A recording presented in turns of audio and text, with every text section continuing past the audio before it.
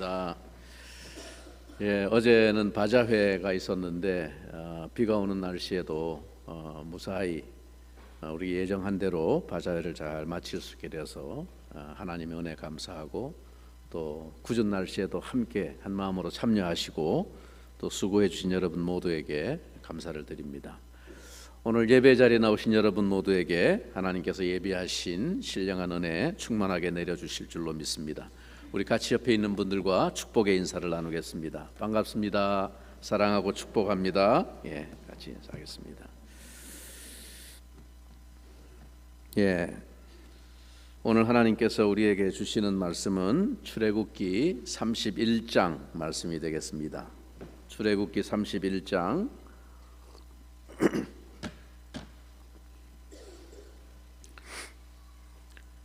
31장 1절부터 11절까지 제가 하나님의 말씀을 먼저 받들어 읽겠습니다. 여호와께서 모세에게 말씀하여 이르시되, 내가 유다 지파 훌의 손자요 우리의 아들인 부살레를 지명하여 부르고 하나님의 영을 그에게 충만하게 하여 지혜와 총명과 지식과 여러 가지 재주로 정교한 일을 연구하여 금과 은과 노수로 만들게 하며 보석을 깎아 물리며 여러 가지 기술로 나무를 새겨 만들게 하리라. 내가 또 단 지파 아히사막의 아들 오홀리압을 세워 그와 함께하게 하며 지혜로운 마음이 있는 모든 자에게 내가 지혜를 주어 그들이 내가 네게 명령한 것을 다 만들게 할지니, 곧 회막과 증거궤와 그 위에 속죄소와 회막의 모든 기구와 상과 그 기구와 순금 등잔대와 그 모든 기구와 분향단과 번제단과 그 모든 기구와 물두멍과 그 받침과 제사직을 행할 때 입는 정교하게 짠 의복, 곧 제사장 아론의 성의와 그의 아들들의 옷과 관유와 성소의 향기로운 향이라. 물은 내가 네게 명령한 대로 그들이 만들지니라. 아멘. 여러분, 지금 우리는 계속 이 성막 건축에 관한 이야기를 살펴보고 있습니다. 말하자면 건축 허가도 이미 나왔고 하나님이 지으라 그랬으니까 건축 허가가 나온 거지요. 그리고 이 건축을 어떻게 할 것인가에 대해서 설계도와 상세한 도면까지 다 나온 것입니다. 그러면 이제 다음 단계는 누가 이 성막의 건축을 시공을 맡을 것인가 하는 문제가 있습니다. 그래서 오늘 본문에서는 하나님이 이 모든 일에 관한 식양과 상세한 설명을 다 하신 후에 이제 모세에게 이 일을 맡겨 수행할 사람을 세우는 문제에 대해서 말씀하시고 있습니다. 하나님께서 실컷 40일 동안이나 시내산 위에서 모세에게 이 모든 일을 상세히 보여주시고 다 설명하신 후에 이제 정작 그 일을 맡길 다른 사람을 세우겠다라고 말씀하시는 것입니다. 여러분, 모세는 애굽의 모든 문물과 지혜에 능통한 자였습니다. 그는 애굽의 왕궁에서 왕자의 수업을 받으면서 40년 동안 자란 사람입니다. 당연히 애굽의 모든 신들에 대해서, 그리고 그 웅장한 신전의 건립과 그 신전의 양식에 대해서 견문과 식견을 가지고 있었을 것입니다. 오래된 영화지만 옛날에 고전 영화 가운데 십계라고 하는 유명한 걸작 있었습니다. 그 십계라는 영화에 보면 이 출애굽을 배경으로 한 당시의 애굽의 상황을 아주 역사적인 고증을 거쳐서 매우 상세하게 그 영화가 묘사하고 있는 걸 봅니다. 거기 보면 이 모세가 보통 신분이 아니었어요. 거기는 람세스를 배경으로 이야기하고 있지만 어쨌든 람세스와 매우 경쟁적인 관계에 다음에 파라오가 될 왕위를 누가 차지할 것인가에 대해서 서로 매우 긴장 관계에 있던 인물이 모세였습니다. 대단한 위치에 있던 사람이었고, 그는 바로의 공주인 핫셉수트라고 하는 걸출한 여장부, 나중에 그가 파라오가 됐죠. 그의 양아들로 들어갔기 때문에 매우 단단한 정치적인 입지를 가지고 있던 사람이었습니다. 그래서 왕자가 될 왕자의 수업을 40년 동안 받았던 사람이고, 당대 세계 최고의 문명인 애굽 문명의 중심부에서 학문을 연구한 사람이기 때문에, 그리고 그 애굽의 문명이 뭡니까? 결국은 신전 문화입니다. 지금도 이집트에 여행 가면, 룩소르 지방에 가면 당대에 세워졌던 그 웅장한 신전의 유적들이 남아 있습니다. 어마어마한 신전들이 한두 개가 아니죠. 그 모든 건축의 현장에 모세는 감독으로 다니면서 왕자로서의 면모를 수업받았던 사람입니다. 그러니까 여러분, 신전을 하나 짓는 거 모세에게는 그 어려운 일이 아닙니다. 많이 보았기 때문이죠. 그러나 하나님께서는 이 성막을 만드는 일에 그 모세의 경험과 식견을 사용하시지 않습니다. 그에게 멋진 여호와의 성전을 하나 만들어 보라고, 너 애굽에서 자라는 동안에 많이 봤지 않냐, 그걸 토대로 해가지고 이제 여호와의 신전을 네가 한번 멋지게 한번 만들어 봐, 이렇게 말씀하시지 않았습니다.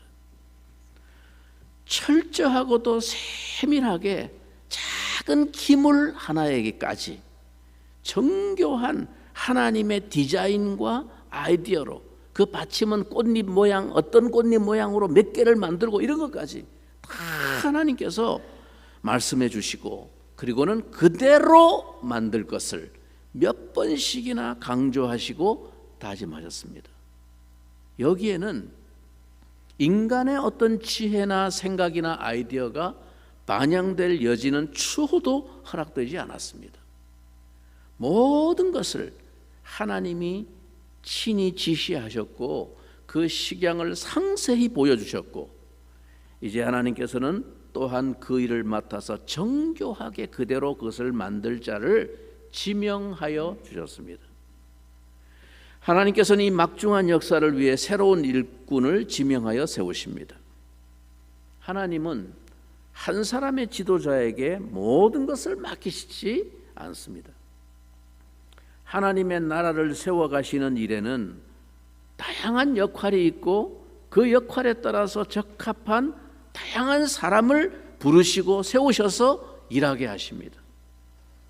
그래서 하나님의 나라는 한 사람의 영웅이 세우는 나라가 아니라 동역의 나라입니다. 함께 동역하여 세우는 나라입니다. 모세가 하나님의 지시하심을 따라 전체 방향을 지시하고 백성을 이끄는 역할을 하지만, 구체적으로 역사를 이루어가는 과정에서는 일마다 때마다 하나님이 당신의 영으로 충만하게 하시고 채우셔서 그 일을 감당할 능력을 주셔서 일하게 하시는 수많은 동역자들이 있습니다. 그들이 바로 오늘 대표적으로 부살렐과 오홀리압입니다. 부살렐을 사수로, 오홀리압을 조수로 협력하게 하셨습니다. 여러분, 하나님께서 한 교회를 세워가시고 일하시는 과정도 마찬가지입니다. 하나님의 나라를 이 땅에 세워가시는 모든 하나님의 역사에는 이 동일한 원리가 적용됩니다. 여러분, 먼저 오늘 말씀을 통해서 하나님 나라의 일에 있어서 우리에게 요구되는 자세와 자질이 무엇입니까? 자, 오늘 본문 3절과 4절 우리 한번 주목해서 다시 읽어보겠습니다. 3절과 4절 한 목소리로, 하나님의 영을 그에게 충만하게 하여 지혜와 총명과 지식과 여러 가지 재주로 정교한 일을 연구하여 금과 은과 노수로 만들게 하며, 그것은 분명히 그 일을 탁월하게 해낼 재능입니다. 그래서 정교한 일을 연구하며 수행하는 능력을 말씀합니다.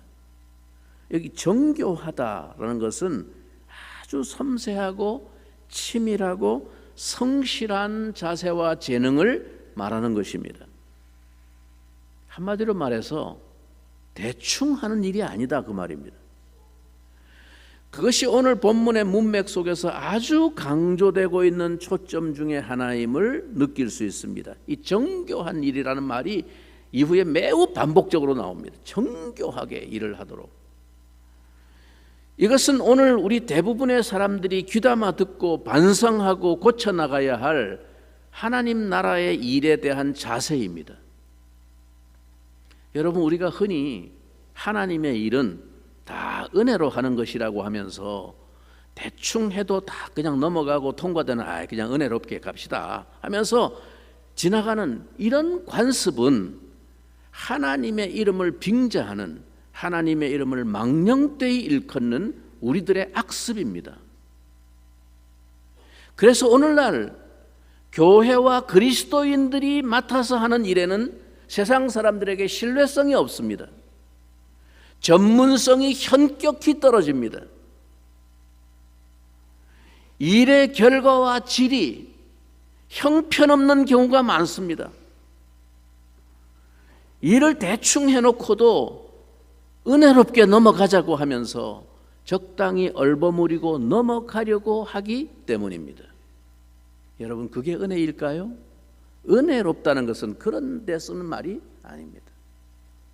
하나님은 그런 봉사를 충성이라고 인정하시지 않습니다.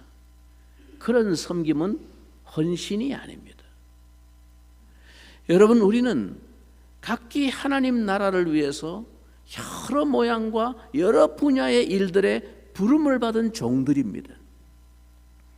하나님 나라는 이러한 우리들 모두의 동역과 헌신을 통해 각기 받은 재능과 은사와 소명을 통해서 이루어가는 공동체입니다. 하나님이 모세에게만 성령을 주시고 책임을 요구하신 것이 아닙니다. 오늘 본문에 보시면 이 부살렐과 오홀리압에게도 동일한 하나님의 영으로, 즉 성령으로 채우시고 정교한 일을 연구하며 수행할 것을 기대하시고 요구하셨습니다. 이것이 하나님 나라 봉사의 자세와 원리입니다. 최고의 헌신과 자세를 요구하신다는 것입니다. 그리고 그렇게 할 수 있는 지혜와 능력을 누가 채워주신다고요? 하나님이 채워주신다는 거예요. 그 부르심에 순종하는 자에게 하나님이 그 일을 할 수 있도록 채워주신다는 것입니다. 오늘 우리들의 헌신과 사역에 대해서 이 말씀의 원리 앞에 다시 한번 점검해 보아야 하겠습니다. 그러면 여러분, 왜 하나님의 일에 있어서 이러한 정교함이 요구되는 것일까요? 하나님은 우리의 중심을 다 아시는 분인데 그저 우리의 중심과 열심만 보시면 되지 왜 일의 정교함을 요구하실까요? 여러분, 이 성막을 만드는 일이 왜 이런 정교함이 필요한 것일까요? 하나님은 그저 우리들의 최선의 정성과 기술로 그냥 멋진 성전을 하나 만드는 데 목적이 있는 것이 아닙니다. 왜 하나님께서 그토록 심혈을 기울여서 정교하고 상세하게 그 작은 기구 하나까지도 식양과 치수와 재료와 방식까지 일일이 설명을 하셨겠습니까? 그것은 곧 하나님의 놀라운 구속의 진리와 영광을 담아서 상징하고 있는 메시지이기 때문에 그렇습니다. 그 하나하나에 담겨있는 하나님의 뜻과 메시지가 정확하게 그대로 드러나도록 일치해야만 하는 것입니다. 그럴 때 그 성막이 의미가 있는 것이기 때문에 그렇습니다. 여러분, 이것은 곧 죄인된 인생이 거룩하신 하나님께 나아가는 길이 무엇인지를 보여주는 안내도와 같습니다. 그 안내도가 혹시 잘못되면 어떻게 되겠습니까? 사람의 생각대로 엉뚱하게 만들면 어떻게 되겠습니까? 이것은 아무렇게나 정성과 열심만 가지고 만들면 그냥 되는 것이 아닙니다. 중요한 것은 하나님의 뜻과 메시지입니다. 아무리 화려하고 웅장하고 경외스럽게 만든다고 할지라도 하나님의 메시지를 드러내는 것과 맞지 않으면 그것은 하나님께는 무용지물입니다. 여러분, 하나님이 세상에 하나님이 집이 없어서 신전을 지으려는 것이 아닙니다.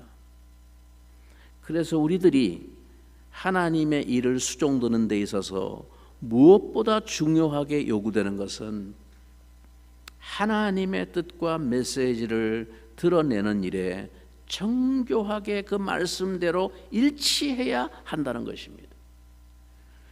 하나님의 영광을 알리고 복음의 메시지를 드러내는 일에 오차가 없어야 한다는 것입니다.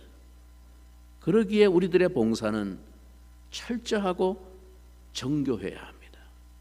우리들의 섬김 하나하나가 하나님의 영광과 뜻을 드러내는 메시지여야 하기 때문입니다.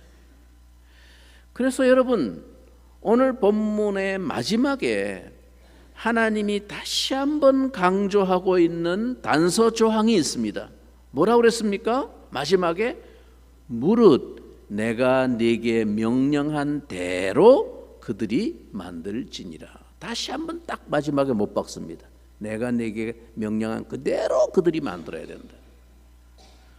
그들은 철저히 하나님이 말씀해 주신 그대로 수종들어야 했습니다.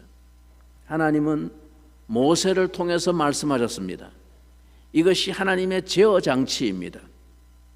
아무리 탁월한 은사와 재능과 열심을 가진 자라 할지라도 절대로 벗어나서는 안 되는 범주가 있습니다. 그것이 종의 본분입니다. 오직 하나님의 말씀의 지시 안에 머물러야만 합니다. 우리의 모든 헌신과 봉사는 궁극적으로 하나님의 말씀, 그분의 뜻과 메시지를 드러내고 실현하는 데 초점이 있음을 기억해야 합니다. 우리의 모든 봉사와 신앙 행위는 하나님의 말씀에서 임의로 가감할 수 없습니다. 말씀이 분명히 명하신 것을 이 정도까지는 안 해도 돼 라고 한다거나, 말씀이 가르치지 아니한 것을 내 열심과 과시욕으로 자꾸 덧붙여서 다른 기준이나 법을 만드는 것은 다 하나님이 미워하시는 일입니다. 우리는 하나님의 말씀의 뜻과 메시지를 정교하게 살펴 그대로 수행해야 합니다.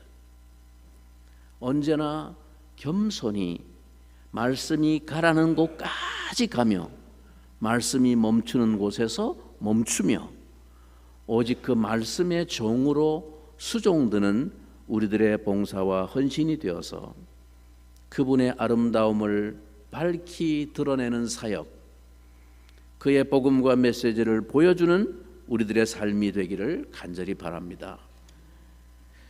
그러나 사랑하는 성도 여러분, 이것이 전부일까요? 하나님 나라의 일은 우리들의 정교함과 탁월한 재능과 헌신과 열심만으로 다 되는 일일까요? 오늘 하나님의 말씀이 보여주고 있는 또 하나의 강조점이 무엇입니까? 하나님의 영을, 3절에 말씀하신 대로 하나님의 영을 그들에게 충만하게 채워서 그 일을 하게 하셨다는 것입니다. 그들에게 재능을 주신 이도 하나님이십니다.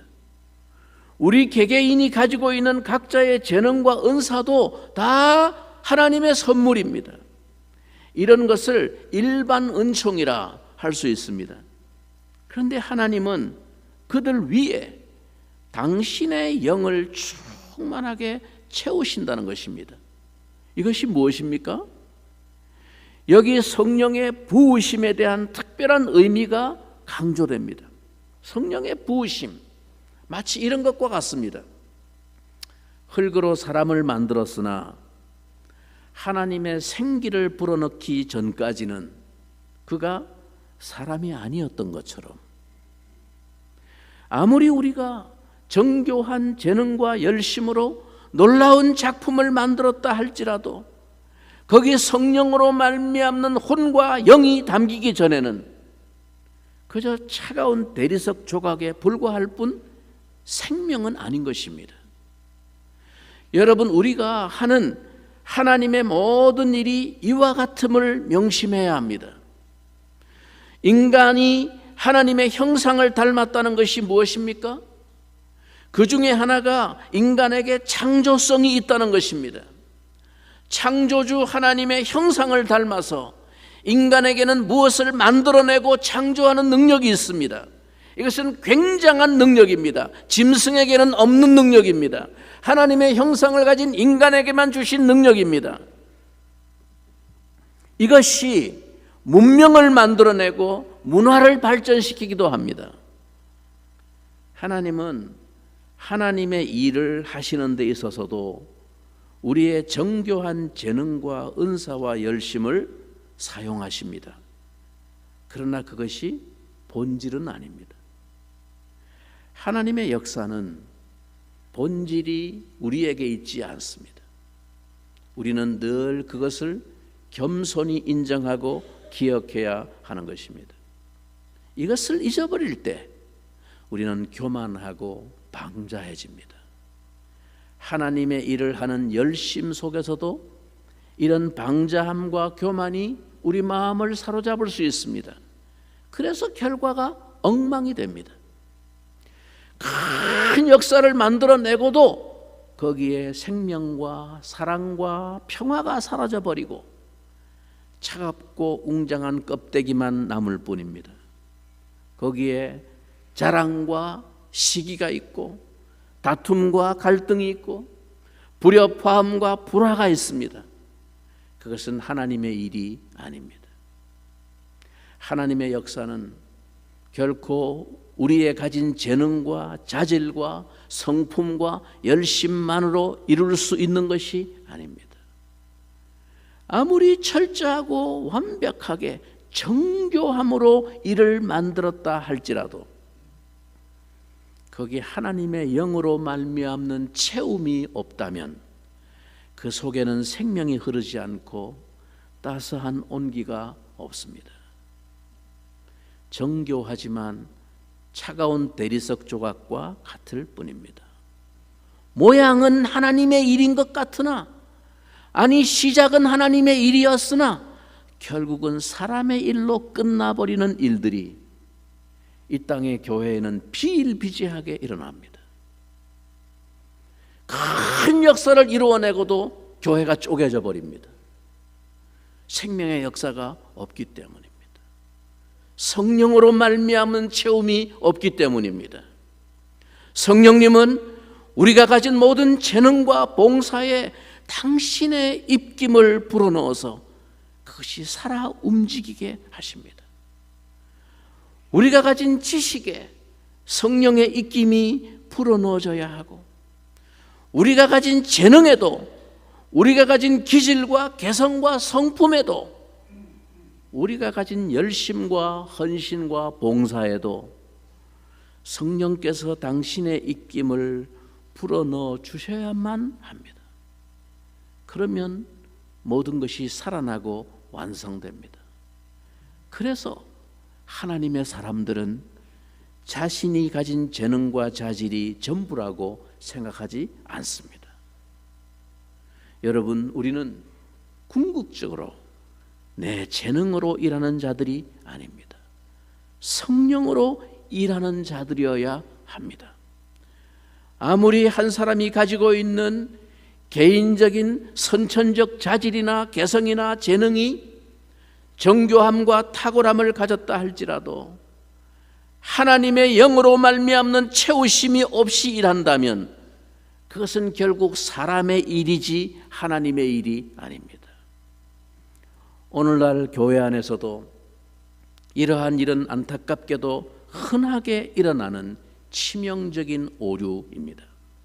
여러분, 우리의 모든 탁월하고 정교한 봉사 위에 하나님의 성령의 입김이 불어넣어지지 않으면 거기는 하나님의 영광의 아름다움이 드러나지 않고 오직 사람의 이름만 드러날 뿐입니다.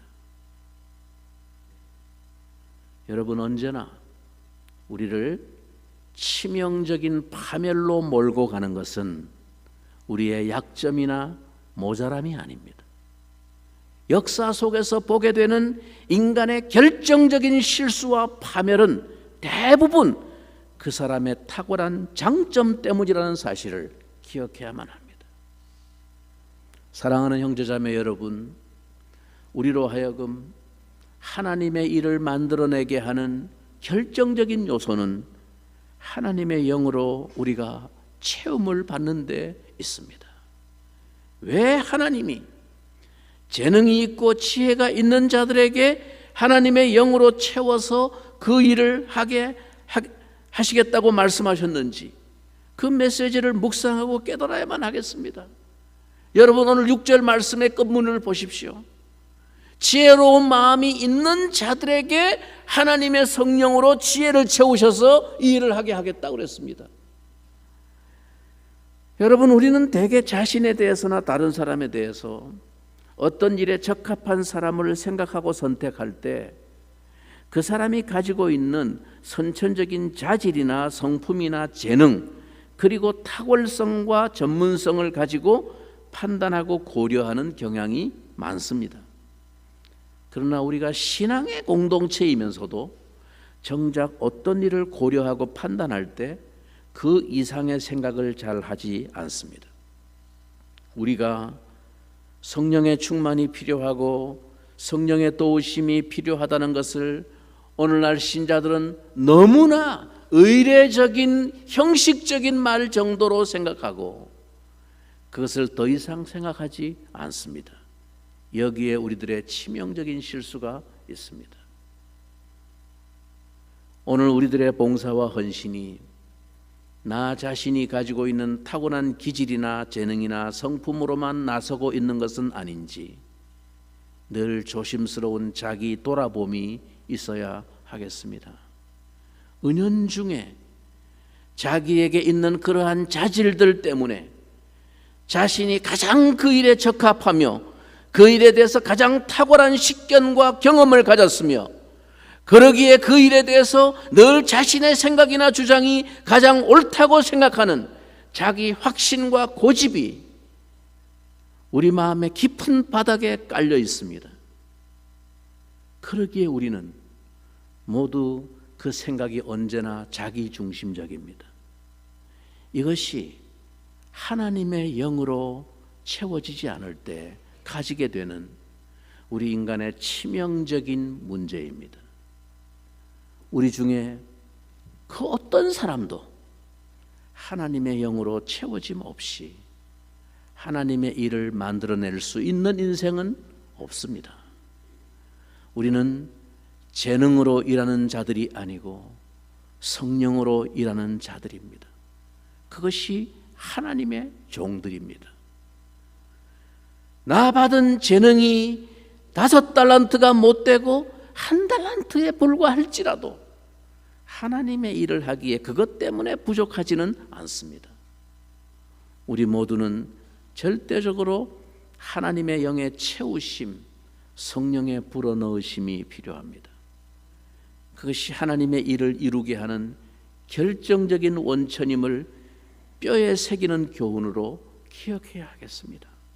그렇지 않으면 우리의 하는 모든 봉사와 열심과 헌신이 결국은 하나님의 일이 아닌 사람의 일로 끝날 뿐입니다. 그런데 여러분, 끝으로 오늘 본문 6절을 다시 한번 주목해 보겠습니다. 자, 6절 끝에 무릇 지혜로운 마음이 있는 모든 자에게 내가 지혜를 주어.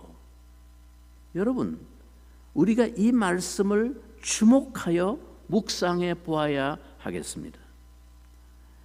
지혜로운 마음이 있는 모든 자에게 내가 또 지혜를 주어. 즉 앞에서 말한 하나님의 영으로 채워, 그 말과 같은 말입니다.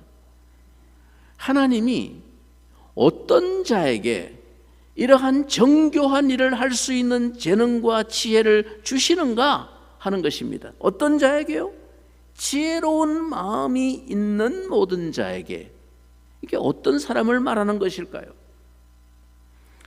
그 일을 수행하기에 합당한 재능과 기술과 지혜를 가진 자를 말합니다. 여기 지혜로운 마음이 있는 자라는 말은 좁은 의미로 말할 때 이 지혜라는 원문의 단어는 그 일을 잘할 수 있는 지식 혹은 기술이나 재능이라고 할 수 있지만 좀 더 넓은 의미로 본다면 그 일에 대한 하나님의 뜻과 임무를 잘 헤아릴 줄 아는 마음이 지혜입니다. 무엇보다 이것이 중요합니다. 자기 생각이나 열심을 앞세우지 않고 주인의 마음을 잘 헤아리고 순전하게 수종될 수 있는 자세가 지혜 있는 자의 마음입니다. 하나님이 그러한 자들에게 성령으로 말미암는 지혜를 더욱 충만하게 채우셔서 그 일을 수행하게 하시겠다는 것입니다. 하나님의 일을 수종드는 데 있어서 재능보다 더 중요한 것이 있습니다. 지혜가 무엇입니까? 하나님의 일의 중요성을 인식하고 헤아리는 마음입니다. 하나님의 일을 하는데 필요한 사람은 하나님의 일의 위대함을 아는 사람입니다. 그것을 알게 될 때 사람은 자신이 가지고 있는 알량한 재능과 열심만으로는 도무지 그 엄청난 위대한 일을 맡을 수 없다고 하는 자신을 발견하게 되는 것입니다. 그게 지혜 있는 자의 마음입니다. 그래서 진정한 하나님 앞에서의 지혜는 겸손과 통하는 것입니다. 자신의 재능과 자질로 하나님의 일을 할 수 없음을 정말로 인식하고 있는 사람이 지혜로운 마음을 가진 사람입니다. 그런데 하나님께서 이러한 자들에게 당신의 영으로 채우셔서 지혜를 충만케 하여서 그 일을 하게 하시겠다고 말씀합니다. 사랑하는 성도 여러분, 지혜가 무엇입니까? 길을 아는 것입니다. 목표를 알고 방향을 아는 것이 지혜입니다. 인생이 무엇을 위해 살아야 하고 어느 길과 방향으로 가야 하는지를 알고 그것을 위해서 오늘 내 삶을 준비하는 자가 지혜로운 마음을 가진 자입니다. 그것을 위해서 세월을 아끼는 자가 지혜로운 자입니다. 세상에서는 자기 욕망을 위해 달려가는 자를 지혜로운 자라고 말합니다. 그러나 하나님 앞에서 그것이 준비되어 있는 자가 지혜로운 마음을 가진 자입니다. 하나님은 이렇게 지혜로운 마음이 있는 자에게 하나님의 성령으로 지혜를 더하여 주셔서 당신의 일에 쓰시는 것입니다. 나는 여러분의 인생이 그렇게 하나님 앞에 쓰임받는 영광스러운 인생이 되기를 주님의 이름으로 축원합니다. 우리 같이 한번 기도하겠습니다. 하나님, 보잘것없는 내 인생, 별로 가진 재주와 재능도 없고 지식과 학벌도 부족한 내 인생, 그러나 하나님, 우리가 재능으로 일하는 인생이 아니고 부어주시는 하나님의 성령으로 수종드는 인생임을 주여 기억하면서 감사와 감격으로 나 같은 인생을 그 자리에 불러주신 하나님 앞에 쓰임받기에 합당한 종이 되기 위해서 우리의 마음이 하나님의 성령을 사모하고 참으로 지혜를 가지고 우리가 마땅히 가야 할 방향과 길을 잃지 않은 인생 되게 해주셔서 하나님의 성령으로 우리 같은 인생들을 통해서도 큰 역사를 만들어내시는 놀라운 하나님의 영광을 드러내 주시옵소서. 우리 성약교회가 그 일에 쓰임받는 공동체가 되게 하여 주시옵소서. 우리 한번 통성으로 잠시 기도합니다. 살아계신 아버지 하나님, 그렇습니다. 아버지 하나님, 보잘것없는 인생인 우리에게 하나님 아버지여